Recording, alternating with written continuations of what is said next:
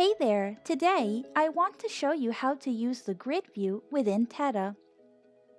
This widget will allow us to create a modifiable grid which can, for example, contain our pictures. Once we have placed it, we can move on and adjust the scroll view. We can have it set vertically or non-vertically and also change the spacing between the widgets in the grid view. Let's now place our elements and, for example, insert 4 pictures.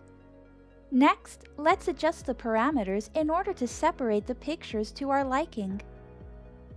At this point, let's add a left padding and a right padding of 24 pixels right before the grid view to set our pictures apart from the edges.